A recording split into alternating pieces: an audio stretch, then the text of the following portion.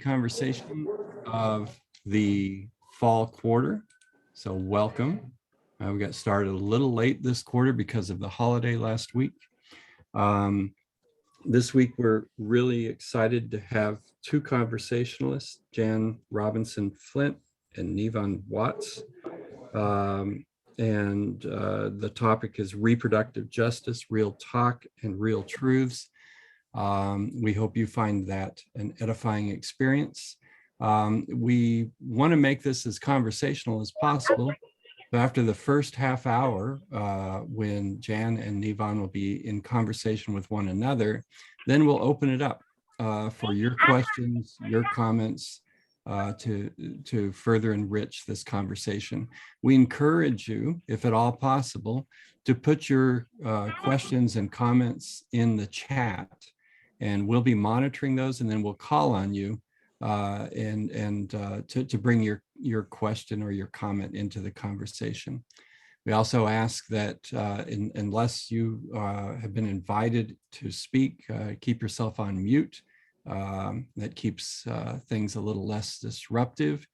And last but not least, before I hand things off to Clarence Williams, is we encourage you to return next week. Next week is Media Literacy Week, and our topic is going to be the media's role in voter suppression. And leading us in that conversation will be Rosa Garza Marino, who oversees internships and external relations here at AULA, and our much beloved librarian, Asa Wilder. So come back next week, bring a friend. For now, let me hand things off to Clarence. Good to see you, Clarence.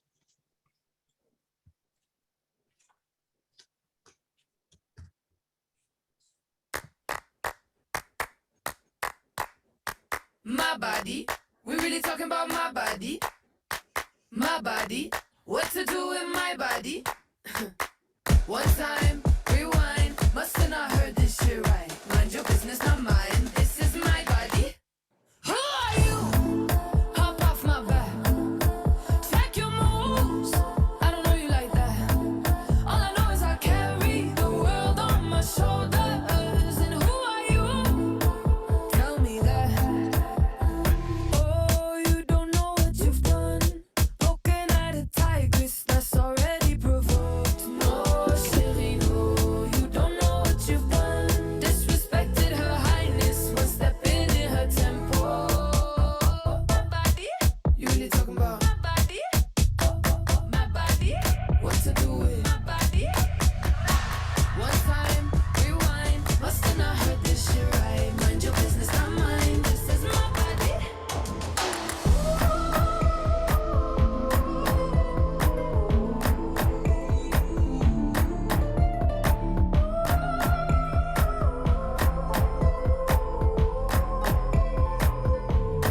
Coochie coochie cool, you can kiss my wall. Better get some rest now, cause we coming for you. You can't get my voice, I keep making noise. Do you understand that it's my body, my choice? Her body, her choice.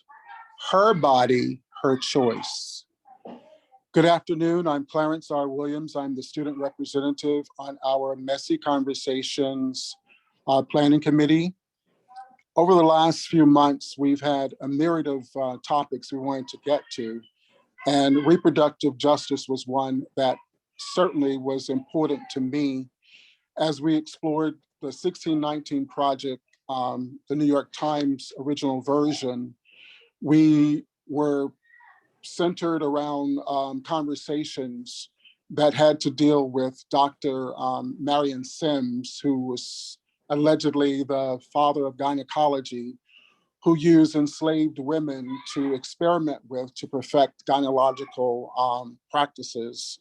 We also explored eugenics through some of the writings of 1619 Project, and then the book came out.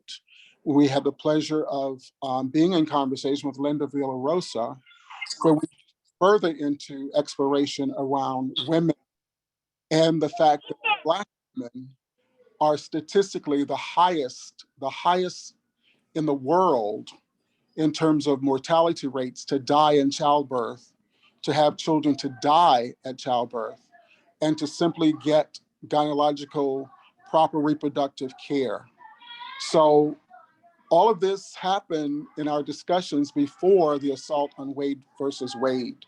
So we wanted to get this conversation in as soon as possible, but today is the first time we were able to get it in. And I'm very pleased that Jan Robinson-Flint, who is the ED or the Executive Director of Black Women for Wellness, an organization that I've had the pleasure and being the beneficiary of many of their programs and many of their events, simply because they don't center just on the Black woman, but on the total Black community and Black family as a whole and all the tentacles thereof. They just enjoyed an incredible global conference on this very subject, along with environmental justice, which I'm sure she's still prideful about. So without much ado, I'd like to introduce Jan Robinson-Flint. She is also on the Reproductive Justice Coalition for LA, the California Coalition for Reproduction Freedom, and she is on a myriad of national boards and organizations and coalitions that are doing this very important work. I'll let her introduce her co-conversationist. And so Jan, take it away. Thank you so much, Clarence. It is great to have a conversation. I love the topic, messy conversations, because we absolutely have to have some messy conversations surrounding reproductive justice. But to do that, I kind of want to do some definitions of what I need and what we need when we say reproductive justice. I'm also happy to introduce who I am in conversation with, and thank you all for letting me invite someone to be in conversation with.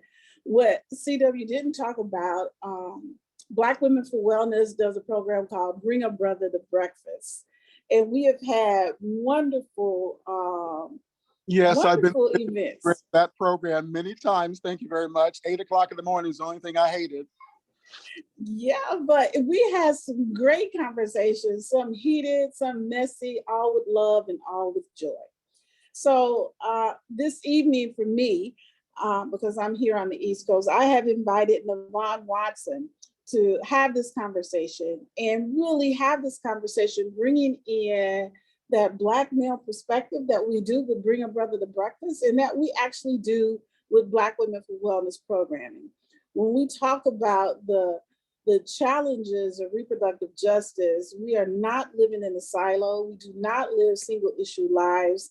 And we have a lot of good mess to talk about tonight. So first, let me introduce Navon.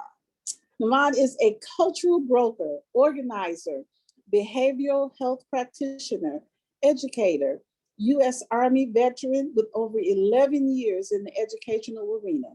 With his work ranging from adolescents in group homes, after school programs in high schools, Navon believes in its ability to transform culture through peace and reconciliation.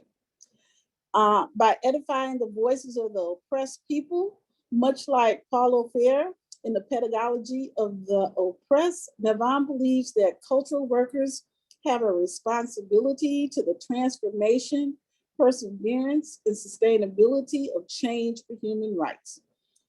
Navon Watson's thesis explored the importance of recognizing lexicons as a language for African-American male students, with his work being recognized by both the City of Long Beach, President Obama's My Brother Keeper program, and Long Beach City College for its efforts to address disparities and reduce violence through community-based responses, addressing the absence of racial and gender equity practices for Black and African-American students in education. What we did not say also in Navon's bio is that he and I recently returned from Washington, D.C., where we had a series of panel discussions with Congressional Black Caucus about reproductive justice.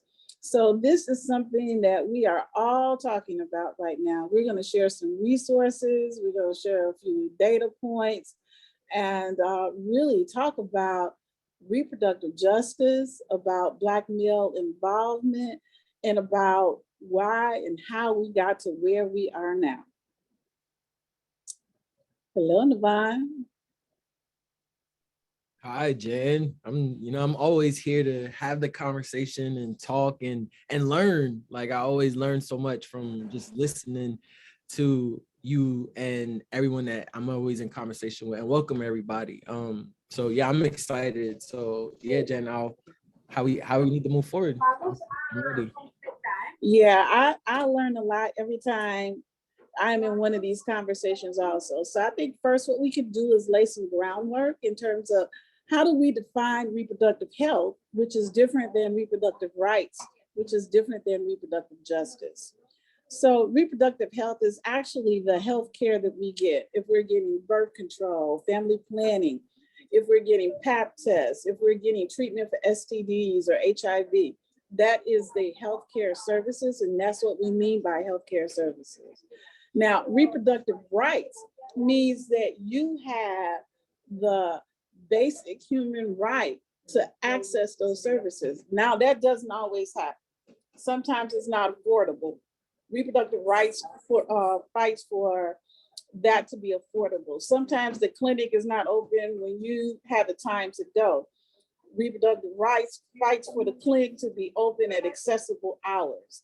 Reproductive rights also asks that that your healthcare provider be culturally attuned and gender attuned to providing those reproductive health services for you.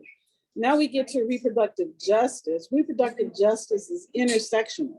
It is about all those things that influence our decision-making and our access to reproductive health. It is about the buses run. It's about, am I housed? It is about climate. Is it about education? It is about all those things. And it asks basically four things. One, do I have a right to have a child? When Clarence talked about maternal and infant health, the maternal rates for African-American women are 4 to 6 times higher than any other women. That means that Black women are more likely to die giving birth than anyone else. Why is that? Black women are not listened to. We're treated differently in the healthcare system. So yes, do you have a right to have a child and have the access and resources you need to raise that child in a safe, loving, affirming environment? That's not a given. Black children are shot and killed on a regular basis. And when I say children, think tomorrow, think all the children that have been killed by random, maybe not so random police violence. It is the right not to have a child. It is the right to say, you know what, I don't want to be pregnant.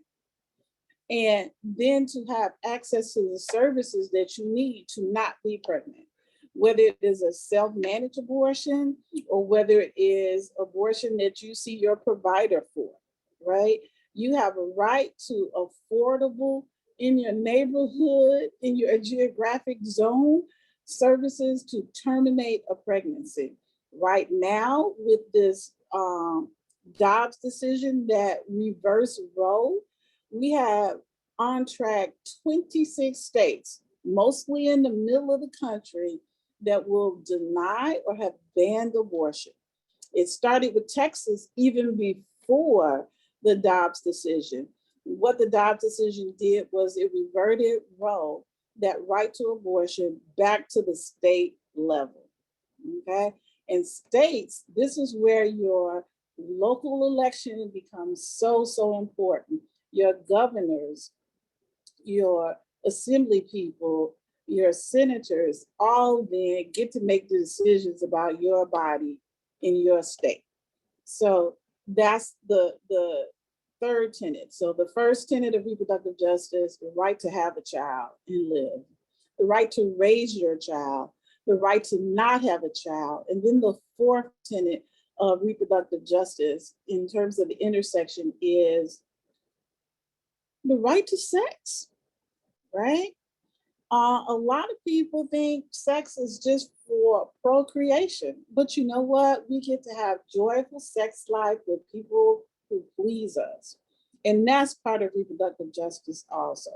So that's the groundwork and the framework that I wanted to lay to say, when we have these conversations about access to abortion, when we have conversations about access to reproductive health, when we have conversations about, do people get to have sex for pleasure, or we have conversations about raising our own children, and how the social determinants intersect, that's when we're talking about reproductive justice. Anything you want to add to that, Navon? I mean, not at the moment, because I think you packaged it really nicely. I do think that to add though, it's that constant question to oneself about what matters to you, right? Like you said, like there's a distinction between the right and then the justice, right? But at the core of it is the individual, right? It's what is your experience, how you reflected on that experience, and then how do you want to be better in that experience? So not at the moment, I'm just listening like always, Jen. So I think you package it nice, the distinction between the reproductive health and reproductive justice. So the last thing I want to say about reproductive justice, it is based and it is rooted in a human rights framework, right? So when we talk about human rights in the United States, a lot of folks think that the United States does not have issues in terms of violation of people's human rights. Well, we do. And right now, they just violated the human rights of half the country by denying them basic healthcare services. So that's the last thing I want to talk about, just in terms of laying a groundwork or a framework for reproductive justice in the intersections. So here's my question, Yvonne. What do Black males have to deal with this? Why are we bringing Black men into this conversation? I think exactly to my point before about just like sitting back and reflecting and thinking about where the different identities that the Black male holds, right? In just their existence, right? Like their dads, their sons, their brothers, their all of these different things. And then identifying those identities and the intersection that they play with the Black woman and essentially the Black family, I think it's important. So you ask, where do Black males stand at in this current moment? I was watching this documentary called Aftershock, where it documented 2 Black fathers who were raising children because of their partner's untimely demise during childbirth. Because as you mentioned, Black infant mortality rates are extremely high. Black women are underserviced when they go to the hospital for prenatal care and for and for just care in general. So it was actually like a aha moment for me, even doing the work, where it was like, I'm sitting down, I'm reflecting as a dad, right? I have 2 children where I'm like, okay, I know why it's important for me to empower, to stand with as an ally with my wife as she, is standing up for reproductive justice and reproductive health. But then thinking through about just my experience as a dad and what I've experienced, and then recognizing that not everybody's experience is the same. I think that this is a moment in time when, as Black men, we have to like stop for a second and say, if these issues that are pertaining to safe, sanitary options for Black women that are giving birth and that are birthing is not gonna like happen for them, then we're gonna have to raise those kids, right? So it's a direct correlation. So it's like one way or another, if we choose to ignore it and we have to deal with it at an untimely end, or if we're proactive, this is the moment. So that's where I feel as though Black men are at. It's like once we sit down and we see the numbers, our kids like that we are responsible for are dying at higher numbers, our wives and partners and girlfriends are dying at higher numbers. It's like, this is urgent in my opinion. And that's just at the tail end. That's just at the birthing. There's a whole care aspect of it, right? There's a whole just like onslaught of just like, what does psychologically does all of that have to like impact the women, and how does that impact the relationship, and how does that impact you? So I think it's just urgent. We've seen it. We've seen us go back in time per se. And we know who is it going to affect. So for me, that's what it is once again, that age-old question of what matters to me right now, and how am I going to change my experience? And I just try to encourage that type of critical thought for my fathers that I do work with and that I do connect with. Just in terms of the messy part, I think a lot of Black men, I think there's a group of Black men who think, hey, we don't have nothing to do with this, right? That's a woman's decision, boom, that's it. Then I think there's a group of Black men, I'm gonna call them, no, I can't give them a name like 5%ers or anything like that. But there's this group of Black men who think it's genocide, right? That this is how Black women are participating in the genocide of Black folks, right? Then there's another group of Black men who have just checked out, period, right? And the conversations that go on, it's like, you know, how do we talk to Black men who might say, this is genocide, this is Black women participating in the killing of our race? Yeah, that's a very common talking point. I think it's an easy talking point, in my opinion. And it goes back to that notion of like education. Like, do you even understand the full scope of what the conversation is, right? Do you understand the distinctions, like how we open this conversation and we set the tone of this is reproductive health, this is reproductive rights, this is reproductive justice, right? Like I have not, from a lot of the Black men that I've engaged with that have shared that it's genocide, there is an admittance that there's a certain limitation of knowledge that's there, right? For what the full experience is. And I'm like, well, that's key. How are we having conversations without educating ourselves? So I'm always pushing back, like, yes, you are entitled to your opinion and your opinion is important. And by no means do we want to, give Black men a space to speak and then silence them and censor them, but we want to make sure that they're equipped with all of the knowledge that's needed to at least share a point where they could stand on. And sometimes those points are just what they've seen on the internet, what they've seen on TV, what's been kind of passed down word of mouth by tradition. And then but when we start digging deeper and we start listening to the Mark Lamont Hills and we start listening to the Reverend Al Sharptons and we start digging deep into what the causes are that are like, that Black women are standing with, that mothers are standing with, I've seen those men kind of like have an aha moment. They still may stand on what they stand on, but they at least can recognize that it's a bigger conversation. And there is to get messy. I love that you did that, Jan, because there is a very real cultural piece too, where there's this idea that the Black man and Black woman have a very specific role, right? The Black man is here to procreate and create. The Black woman is here to raise and nurture, right? So even when we think about that expectation in terms of our own cultural makeup in our own society, in our own micro society within the macro society, we have to also evaluate that, because a lot of times is like the Black men that are having those conversations, they are actually more in tune with, to your point about reproductive access, they're more polygamous, right? Like they want multiple wives, they want multiple. So it's like, all right, so if we're talking about that, is that even introduced from a cultural lens within our space? So it's a very tiered conversation. We're not a monolith. Of course, we're very not at all. We are not a monolithic community at all. Not even quote the nationalist community is monolithic in that regard. And I do think you're right that there are some brothers who have an open mind and will be educated and will grow on this. But I also think there are some brothers who will stand in, like, let's look at the history and blah, blah, blah of that. So I think you mentioned Al Sharpton, for example, or Mark Lamont Hill. I love him, and just in terms of their political perspective and their analysis of this relationship between Black men and Black women.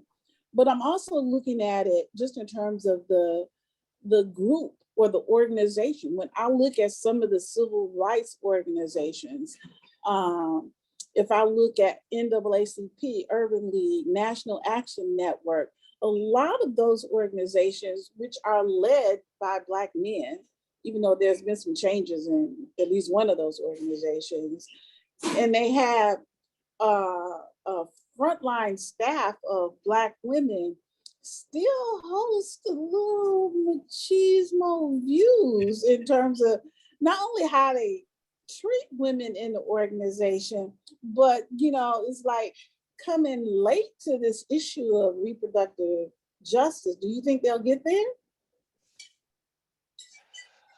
I'm gonna say yes because I'm hopeful, and I say that and I say that with the side because I'm honest as well. I'm from New York, like I said, right? And the reason why I'm hopeful is because I've seen the world change, right? Like my generation, and especially like the generations before, and I think all of us in the last at least 60 to 70 years, we've seen the world change a lot. Things that we never thought would have happened, whether it be great and good for mankind take place. And then we've seen some untimely, unfortunate things happen as well, where we're like, whoa.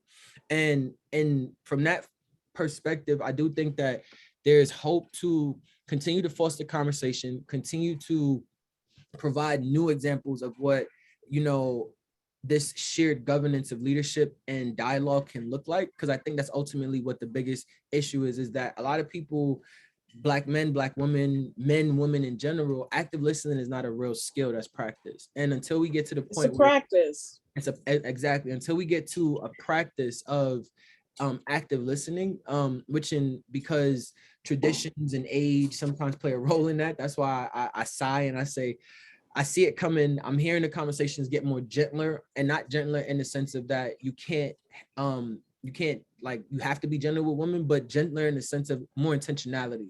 There's more of a thought. There's more of an invitation in instead of it being more of a directive. So hopefully, yeah, I hope it's at the pace that you and I expect, which in some of these things we have other things to focus on so we can knock this out. We can get to the other stuff. So I'm hopeful that, this upcoming year, with the way voting takes place, with the way the elections happen, with just the way that the momentum around reproductive justice is taking place, more people are educating themselves, and that ripples up to those leaders, and then they're inviting those conversations in with those new faces. So I'm glad you mentioned just in terms of voting, because that's one of the things I think that folks are a bit concerned about right now. Black women are very consistent with our voting and very consistent in voting for progressive ideas and progressive values. Black men, on the other hand, need a little bit more help in that regard. So what can we do to encourage? What can the students and staff of Antioch do? What can we do as Black women to help Black men get on board in these next 20 days before our November 7th election when it comes to issues surrounding reproductive justice and access to reproductive health services? That's a great question, Jan. And unfortunately, my answer isn't going to be like fireworks, but it's the purest answer, honest answer I can give you. Ask them. Ask every single one of them that you can. Ask them what matters to them. Ask them, what do you know about this issue? And start from there. There's a very real lack of knowledge as it relates to how what matters to you impacts how you vote, impacts how you live for a couple of years, for a term. So even that conversation to draw the parallels and to connect the dots, I think it's important. And it's one of those things where it is kind of assumed that adults kind of have an understanding of like their civic engagement, like, and what that should look like, when that's not always the case. And I think that you're absolutely right. I think Black women have been consistent in the way that they voted. And I think that what I've gathered, at least from my understanding of how voting has taken place, is that Black men are disappointed. Black men don't feel heard. Black men aren't feeling as though, like, even if they do vote a type of way, there's going to be an impact that directly impacts them. So even drawing that correlation, that connection where, yes, you are right, this isn't directly impacting you, but this is impacting your family, right? This is your mothers, your sisters, your daughters. This is your ecosystem around you. And this is because you've made a decision to say, you know what, I'm not being heard. So because of that, now 50% of the country isn't going to be heard. So there's that need to lean in and educate. I had a conversation with a great friend of mine, a mentor per se, and this African-American in his 40s, affluent. And I said to him, I'm like, and I just asked him the question that I asked this group to ask other Black men, what matters to you? And his response was like, I don't really know. And I'm like, well, what do you mean by you don't know? I'm like, you achieved some high successes in life. Like, this is, to me, hand in hand, is like, you have this success now. how's your community? How are you sitting within that community? And he's like, hey, I just never really thought about it. Like, it's not something. So there's a part of the conversation too, where I think it's easy to assume the bad, right? Like there's just anti this, there's anti the rights. They don't want to get involved in women business. They don't want to, all of those narratives that are true, that are make up the conversation. But there's also that piece where it's like, they just don't know. Like, and because they don't know, it's like, now that's part of the education and opportunities for conversation, I think. So that's my stance. Well, I was like, I think that just in terms of giving people something to do, i.e. have a conversation, is a great thing, right? And we have to remind people that elections matter and that they matter when we have informed participants in this democracy, right? So we got to know what we voting about, and we got to know who we voting for, right?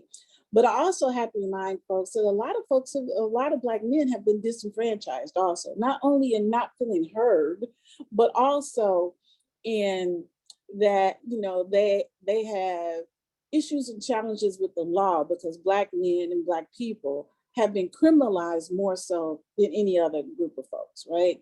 And when you're criminalized, sometimes part of that means you lose your voting right. Sometimes it means you lose your life, right? So for the folks who cannot vote, right, then they too also need to have some conversation because Black men have some influence, right? We have found at Black Women for Wellness that the best group of folks to have talked to Black men about voting are other Black men, right? That, you know, talk to some Black men, have some conversations about why this is important, right? Why is it important that people who can become pregnant have access to the basic human right of being able to terminate the pregnancy or to be able to have a safe, healthy, and joyful pregnancy, right? And how our voting influences the ability for that to happen or not, right? And if you're in an organization, if you're in the NAACP, if you're in Black Los Angeles Young Democrats, if you're in Black Lives Matter, if you're in the organizations who have activists or leadership or influence, it is important to have those conversations inside the organizations also. It is important to invite folks in who may have more information than you have about how this matters or why this matters, right? It is important to have those conversations with your family too. Now, sometimes it's a little harder with your family because you gotta live with them, right?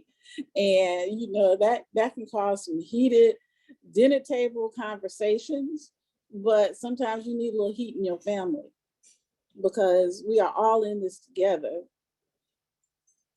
period, right? So if you are in some of those organizations, whether they be national activists, what I call Negro civil rights organizations, have the conversation because it is important. One of the things, here's my data point for you. I said earlier that Black women are 4 to 6 times more likely to die giving birth than any other women. The more forced pregnancies there are, the higher that number will be. Currently, they think 33% more Black women will die from a forced pregnancy than already the 46% who die from pregnancy. That's a lot of Black women who will make a choice to live if they could, or make a choice to not be pregnant. Right? We also know that pregnancy is when, if there's going to be intimate partner violence, that's when it is likely to start during pregnancy.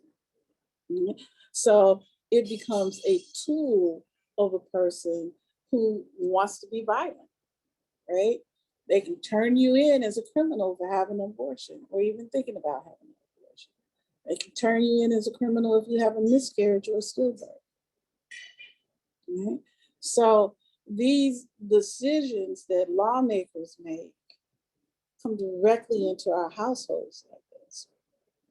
So those are two basic reasons why we need to look at what happens with these abortion bans. We need to look at it because California right now is preparing to put 200 million on the table to expand reproductive health services, to expand the pipeline of people who can provide reproductive health services, right? For nurse practitioners, midwives, doulas, etc. But that is not, what do you call it, a bottomless pit of money. It is not a long-term solution to what is going on across the country. It is something we can do this year, but next year might be totally different. And those states that ban abortion do it this year, and they're expected to do it before 26 states before December 31st. What's going to happen in 23? More importantly, what's going to happen in 2024, right? This does not go away quietly or quickly. It took 30 years for a minority of people to overturn Roe v. Wade, and we need that long-term strategy now to move us forward. We got to know who's in the court system making laws. We got to know who we elect that pass laws. So there's a lot of work that we need to do, from putting folks in the pipeline in kindergarten, who we want to, encourage our children to run for office, encourage our children to be lawmakers, to who we have in the pipeline now, to what are we going to do about the folks sitting on the bench and making the laws right now. So there's a lot of work to do around this issue of abortion, and I think we have reached a pivotal moment in that. Any resources you want to share with people? So for me, especially because I know we spent a lot of the time on abortion, but specifically as we just talk about reproductive health and justice, I'll share this article, one of my favorite articles that I always just go back to. It's a little dated.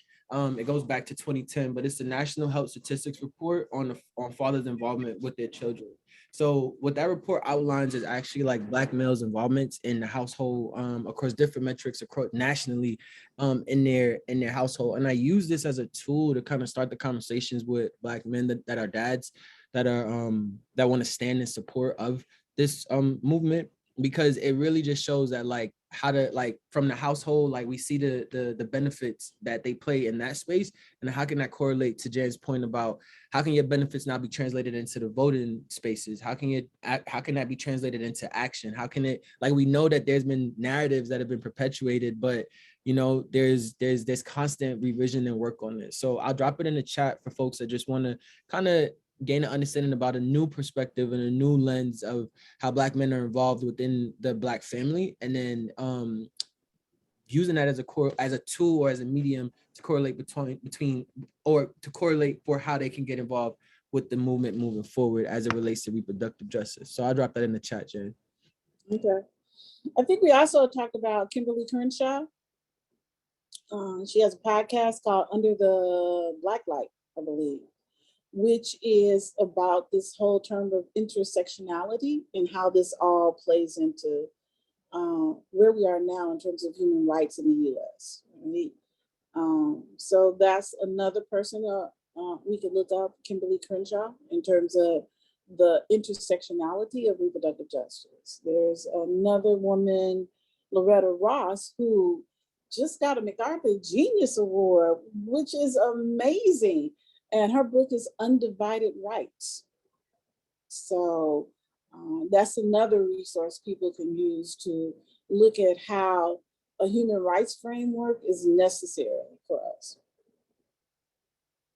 Okay, so I think we're ready for questions, comments, insights, additions, wisdom, thoughts. Thank you so much. I'm sure, it feels like it's just getting started. There's a lot more to get to, but we did have one question in the chat already. So if we want to get to, Jacqueline had a question.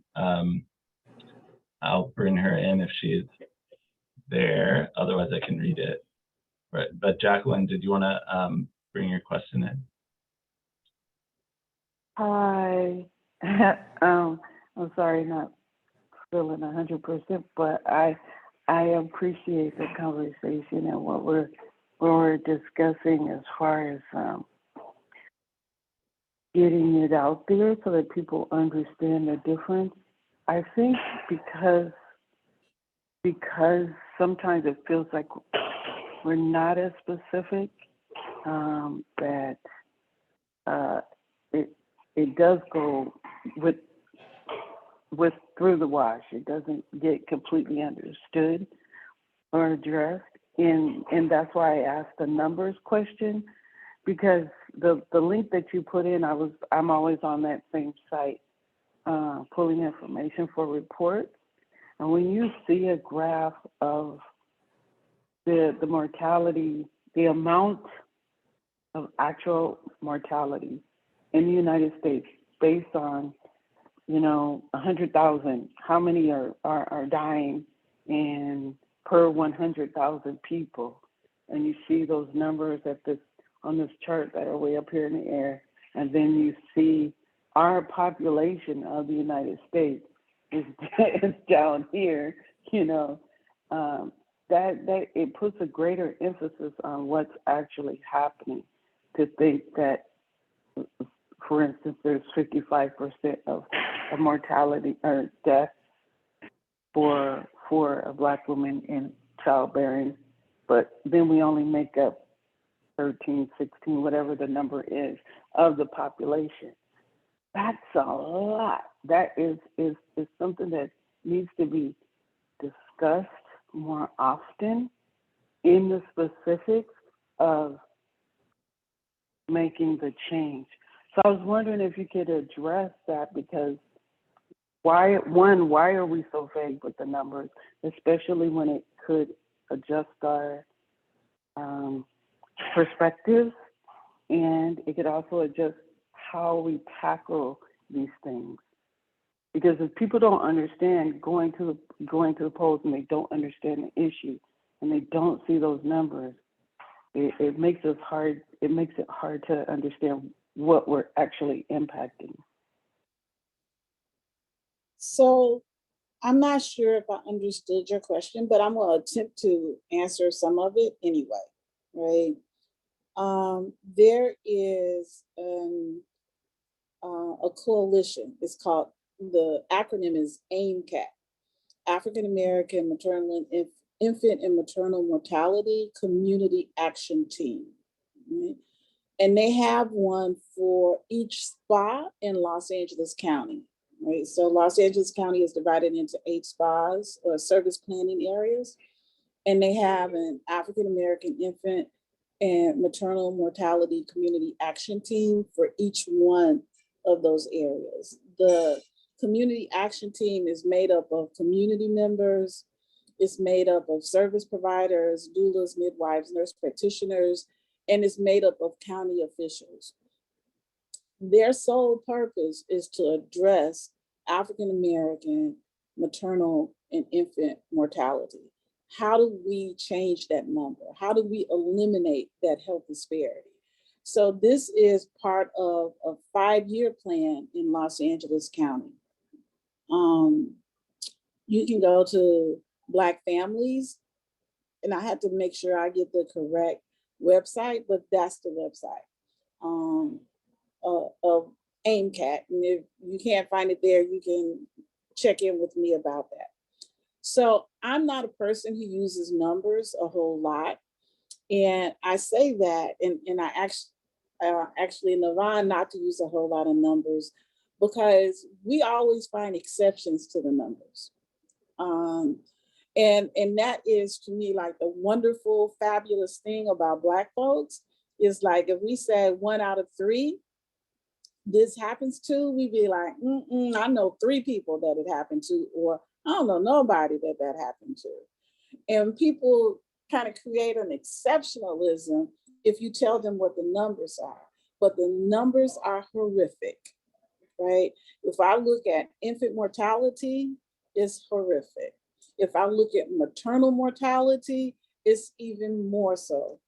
And it is not because of us. It is not a biological, genetic thing that is going on with Black folks. It is the cooked in racism in the healthcare system. It is they do not listen to us when we tell them something is going on. 2 high-profile cases, Serena Williams had to get out of the bed and tell them how to take care of her when she had her baby. Same thing happened with Beyonce. This is why Charles Johnson is talking about his wife went in to deliver, perfectly healthy young Black woman, up and coming. They gave her a C-section and she internally bled to death. And they kept saying, something is wrong, something's going on. And they told Charles and his wife, who is now passed, to their face, you all are not a priority for us. Right? And that was Cedars-Sinai, which people think is like the Cadillac joint to have a baby in Los Angeles County, right? A lot of people will pass 5 hospitals, definitely the birthing center, go scooping right by Kaiser to have a baby at Cedars-Sinai. And that's where that happened, where they told this Black couple, you all are not a priority for us. So that's what I'm saying. And let me say this one more time. It is not something inherently wrong with Black folks. It is the baked in racism in the healthcare system that is causing these high health inequities. Did that answer your question? It does, and it also, I'm glad you brought up Cedars-Sinai, because I was just going to put in the chat, you know, we people don't necessarily read all that paperwork, and so many of our rights, not only are they being voted against and everything else, but they're being signed away when we go into those hospitals to the fact that they could say something like that or do something like that. It's amazing to me when you go to Cedars-Sinai, and I'm already mad at them about the parking. They charge you to park at the hospital. But anyway, but the thing that gets me is that they have this long list that you have to sign, and you don't have any repercussions if they do tell you they're not going to further what your health requires in that moment for that visit. So it's so compounded into all these different ways, like you said, that if you're not paying attention and you don't educate yourself, one of the things I always say issue is take an advocate whenever you go into the medical system. You're going to a visit, you're going to have a baby, you're going to see a friend. You might need an advocate for that too. But take an advocate. Advocates are important. If you are diagnosed with breast cancer, once you get that diagnosis, your mind goes into a fog, right? And you need that objective, somewhat objective body there to be able to say, okay, this is what they said after they said their diagnosis, in terms of this is what we need to do now, type of thing. So absolutely, we need advocates when we go into the medical system, right? Bringing it back to Black men. Black men can be our best advocates, particularly when you're having a baby at a hospital setting. But they can also be easily marginalized by a healthcare system that disregards and disrespects Black men, right? That they prefer he stay in the parking lot, this woman's business. You're not gonna be here anyway, right? So that's another way, just in terms of that, the best thing you can do when you are having a baby in a hospital setting is have your family there with you. Have the baby's dad, the grandparents, whoever else is your family there with you. And many times when Black men go into those medical settings, they are not treated well. Yvonne, can you comment on that one? Yeah, I I remember when my wife was pregnant with my son, who's 7 now. She had like severe morning sickness, right? And it was, it's to be expected that morning sickness will be morning sickness. But when she started throwing up and it was speckles of blood, and we knew it was like more than just morning sickness, and we kept pushing and pushing, like we need to be seen. It was acid reflux, it was all of these things. And in my mind, all I kept thinking was, I'm not leaving here until somebody sees her. And my wife was actually like, I want you to calm down. And I'm like, I don't want to stress you out, but I think you should see somebody. So we ended up like staying and pushing through.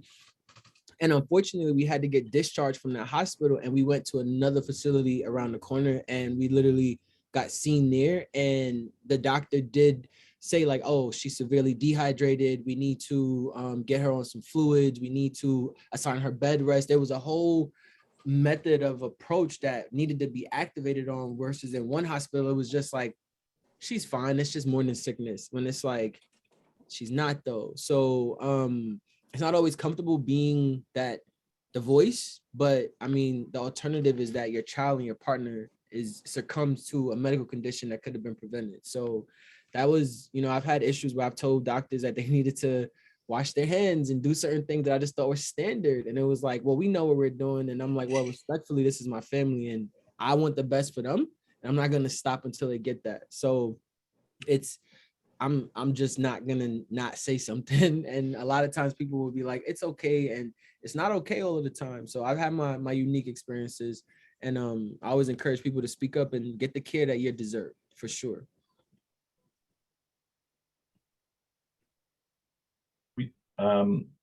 We did have one other question in the chat from Gigi about the role that white women can play. Did you want to say more about that, Gigi? The role that he plays? She said, are there any suggestions you would like to give us as to what we white women can do to bring this issue forward from our position? And that's from Gigi Sodati. Thank you. Somebody's reading the chat. All righty. So I'll let you go first, and then I'll talk. I mean, positionally, like it was actually, so what actually ended up being something that was really beneficial was in that story that I just told you all, the second doctor ended up being a obstetrician, and she was a white woman. And she recognized that she was getting pushback even from the system itself about my wife's condition when we got to the new hospital.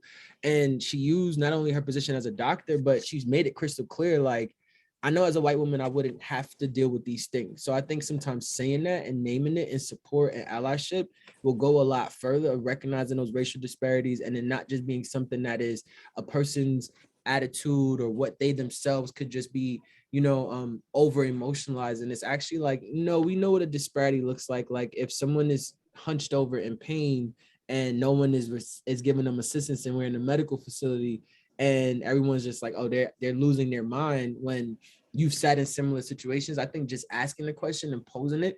And I recognize that not everybody wants to get involved, not everybody wants to put themselves out there, but I think being conscious and asking questions and just following up for a good cause, I think is something that white women, if felt the need to, could do. What about you, Jan? So I think you're absolutely right to recognize and respect the humanity of Black people, right? To check your white privilege, right? Some folks are very good at checking their white privilege, and other folks just live there, right? And that requires people becoming very self-aware of white privilege and what that means, right?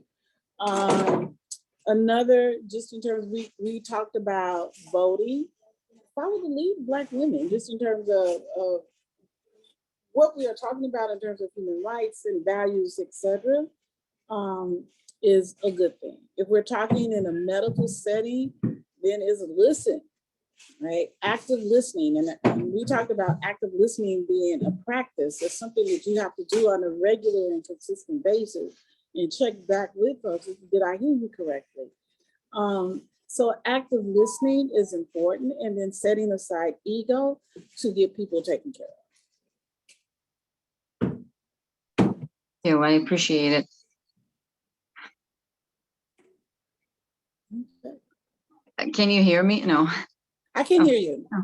I was just gonna say, well, I don't want to take the time, but during Black Lives Matter and the whole COVID, I remember being part of a lot of these conversations on Instagram, and I remember some Black influencers even talking about the possibility of bringing a white friend into the hospital when they were having a hard time with even having some medical attention during COVID, and a lot of Black folks were dying because they were just not the priority. So maybe us offering as a volunteer, as someone who, as crazy as it sounds, you know.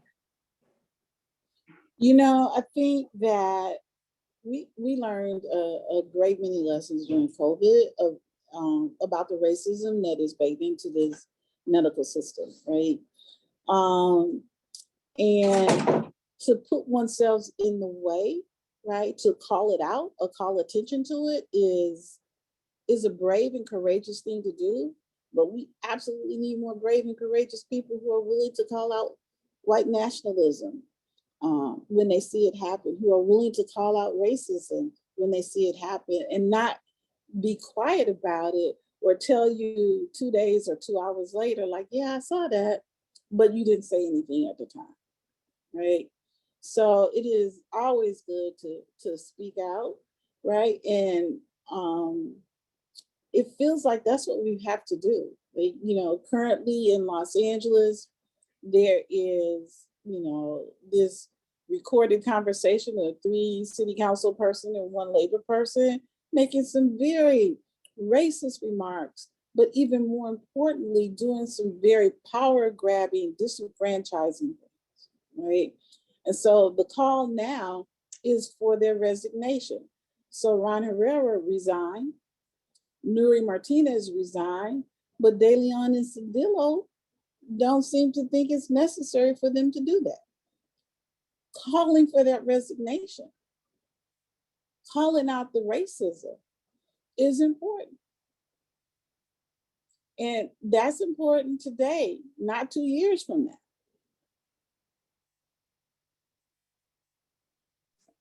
I know time is drawing, and I want to throw a question at you, Jan. I mentioned before we went live that down the street where I am right now, currently, Vice President Harris was in conversation with Congresswoman Bass on this very subject that we've been talking about. And she laid out, to circumvent what's going on with these states who are banning abortion, how confusing it is for so many people because of the way they are putting the bans in. 5 weeks for this one, 7 weeks for that one, 15 weeks for the other one. It's just very confusing. So she was saying that the Department of Justice has already put in major hotlines, not only for women who are trying to leave that state to get an abortion, but also for providers so that they have some legal protection, and also for the many providers who have data that could be encrypted or hacked or whatever. So they're providing some amount of security assistance in those respects. So all that's being put together now, according to the Vice President. My question to you is, with the many coalitions that you are a part of and the great work that you're doing, not only nationally, but internationally, are there strategies that some of these coalitions are now putting together? I mean, you laid out what California is doing very nicely, but are there things that are going on that you're aware of with some of these other states that need to protect these women, these providers? Yeah, so there's a couple of things. So California has what they call a FAB Council, a Future of Abortion Council, that is working on Prop 1. So Prop 1 is on the November ballot. What Prop 1 does, it creates an additional protection for the folks in California. Now, that has nothing to do with the folks in Oklahoma or Texas or the middle of the country. But what we're trying to do is create a safe haven in California. So that's thing one, that's on the ballot this November. Thing two, to have conversations with Google and some of these other apps that track periods, right? Because that is what they're going after in terms of the information technology. Because if folks are tracking your period, if they are tracking your data, especially if you live in one of those states, then they can have data that say you were pregnant, then you weren't, right? So now we're going to charge you with a crime or maybe not, that type of thing. So this data and Google are really being targeted to keep our data private, because a lot of women are using period trackers, right? And a lot of folks have their data in their little machines online. So we absolutely have to work with technology companies and the folks who are creating these apps to ensure that our data remains private. Doctors, providers, nurse practitioners, NPs, PAs, et cetera, those who provide abortions now have a call now to protect people's privacy, to not give up data, to really look at the HIPAA in terms of keeping people's data private, confidential, and out of law enforcement's hand, right? So I'm sure that a lot of folks who went to medical school or who went to school to become a healthcare provider or professional did not think that they would be in a position where they have to make decisions about sharing people's data. So that's where we're asking providers to step up and say, no, we're not sharing people's data, right? And particularly those states where those abortion bans have gone into enactment already, right? There's nothing that says providers have to share data, which brings us to DAs or district attorneys and sheriffs and police force who can make decisions about whether or not to prosecute people, right? So Color of Change in California absolutely worked on the DA. As a matter of fact, that conversation that those three council persons and one labor, they talked about the DA. As you recall, or maybe have heard, that they say that they're not particularly liking Gascon because he's with the Blacks, right? Which is insight into how much power DAs have in making decisions about who to prosecute or not, how much bail to set, who to appoint as your defense attorney, those type of things. So those people, in terms of putting folks in line for election as lawyers, as judges, as DAs, are important, because we have let far too many conservative DAs, sheriffs, and police get into place with an almost permanence, right? So that's part of the strategy also. And trust that in California, they have tested that. They tested that with the DA of San Francisco, and they tested it with Gascon, right? Because they did a whole recall effort that failed in terms of gathering signatures. So looking at law enforcement and how this comes into perspective, looking at providers and how this comes into perspective, and are two important aspects of it. So the court is a big player in this also.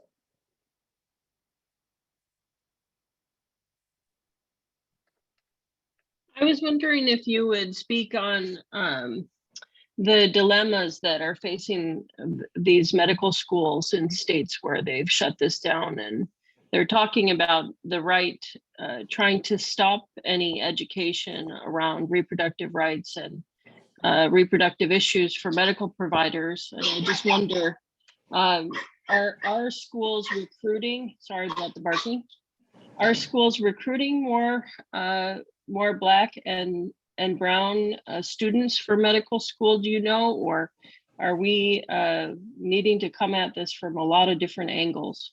Of course, we're leading come at this from a lot of different angles. So one of the things that I think is quite interesting, yes, part of the funding that California has is opening up those pipelines in terms of recruiting Black and brown folks into medical professions, right? And opening up that field, right? But what I'm also hearing is that medical professionals are moving out of those states. We know for sure that folks have moved out of Texas. We know folks are moving out of Oklahoma. So therefore, folks who go to medical school in those areas and folks who need medical care now will find themselves having less accessible care. So that's less accessible care, not only for reproductive health, but for heart attacks, right? That type of thing. That folks are not applying for school in those states because they don't want to be at school, get into a situation, have to go home, come back, get prosecuted, right? So it is really giving women, folks who can become pregnant, pause about, do they want to work in those areas? Do they want to go to school in those areas? Because their health care is compromised in those areas in more than one way, right? Now, we act like, or sometimes we forget that not every pregnancy is a healthy, happy pregnancy. That sometimes there are ectopic pregnancies, sometimes there are fetal abnormalities or anomalies, that sometimes the life of a mother is threatened, sometimes the fetus is not viable.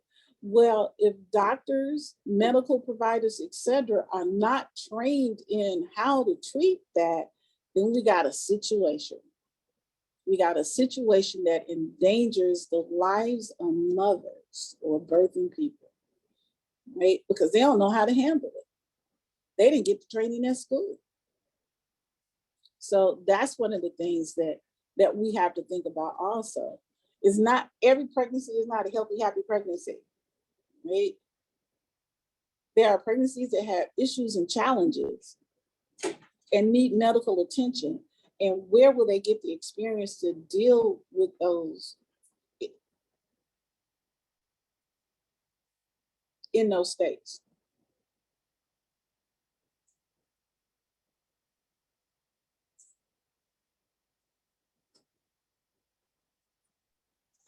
There's a question in the chat, Ron, surrounding military personnel, and not to circumvent you, Jan, or you, Nevin, but I just want to share what Kamala Harris said this afternoon, and that was that for service members, female service members in the military who are seeking abortion or seeking reproductive care, they are trying to expand the VA as well as the Pentagon is extending certain privileges now, and they're trying to be on point rather for the situation, depending on what state these service members are deployed to, and to be of support and provide care for them. So that gesture was made today, and I don't know if you have something further to add to that, Jan and Nevin, but I just thought since the question's in the chat, I would respond since it's so fresh. 2022. That's what I have to say. 2022, and the federal government is just now becoming responsive to the folks who are in service, because up until 2020, 2021, there was the Hyde Amendment, right, which prohibited any funding for anyone in any federal position, including any of the services, from having an abortion. So yay. Joe Biden and Kamala Harris are coming up to speed on reproductive health and rights issues. They're not at reproductive justice yet, but we'll keep working. You're on mute.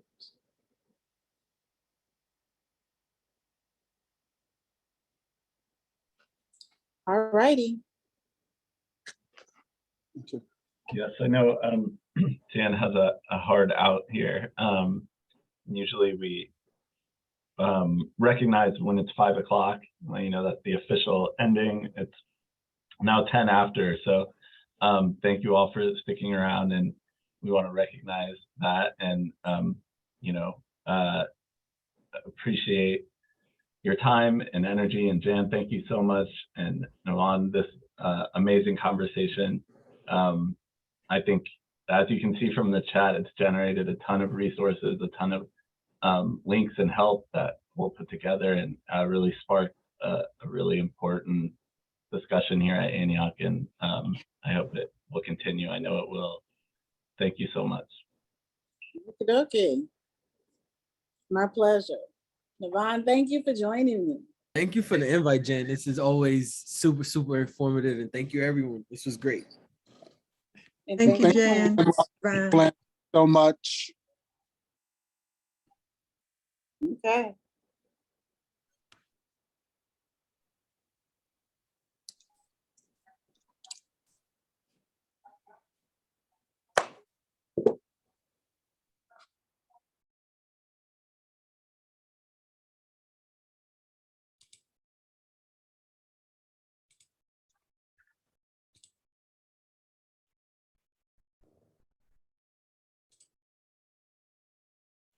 Okay. Okay.